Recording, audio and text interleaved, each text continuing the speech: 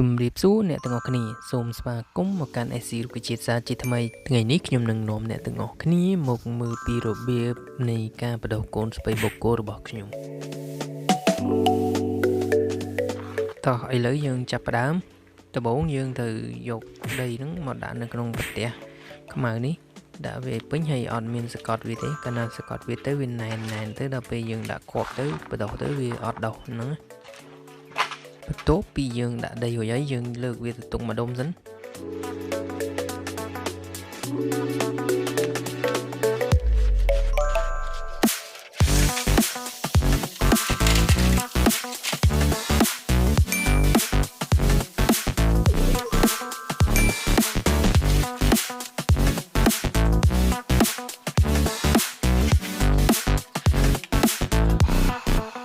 បន្ទាប់ពីយើងដាក់ដីរួចហើយអូខេយើងយកវាមកដាក់សកត់វាថា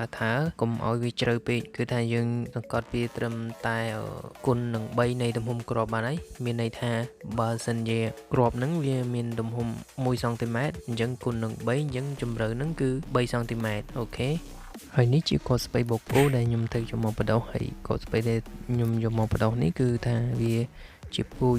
ដែលតាមតែ3ខែបានប្រមូលផលហើយគឺ3ខែហ្នឹងគឺបច្ចៈតងសីតុណ្ហភាពគឺសីតុណ្ហភាពទាបបំផុតគឺ20អង្សាហើយខ្ពស់បំផុតគឺ25អង្សាសីតុណ្ហភាពប៉ុណ្ណឹងគឺតែ3ខែគឺប្រមូលផលបានហើយអូខេតោះឥឡូវនេះយើងដល់វគ្គយើងដាក់គ្រាប់ចូលទៅក្នុងប្រទះហ្នឹងដែលយើងបានដាក់ដីហើយយើងសកត់ទុកហ្នឹងអូខេដាក់មួយទេយើងដាក់ចូល2គឺអត់កើតទេអត់កើតវាមិនអត់កើតអីទេគឺវាខាតគ្រាប់ដោយសារយើងដាក់2គ្រាប់ទៅពេលយើងយកទៅដាំយើងដេចខាតទៅតែដាំមួយដែរអញ្ចឹងយើងត្រូវដកចោលមួយអញ្ចឹងវាខាត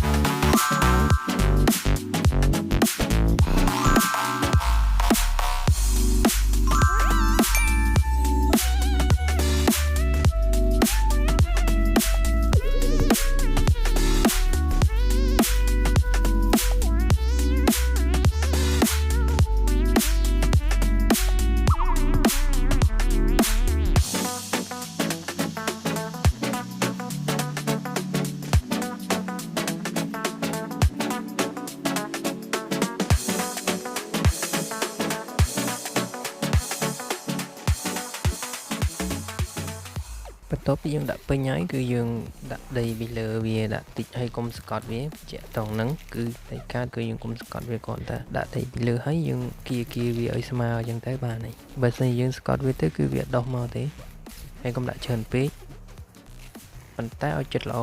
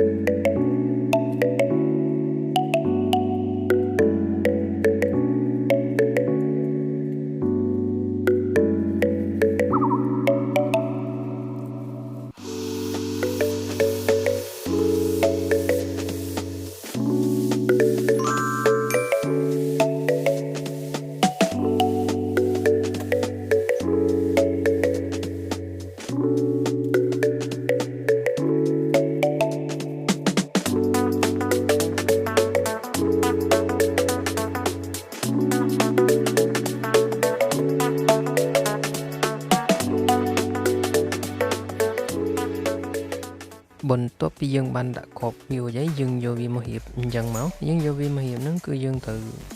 យកអីមកទ្រាប់ពីខំវាដើម្បីអីគឺដើម្បីកុំឲ្យវាមានមេរោគឬក៏សម្ោចអីសត្វល្អិតអីវា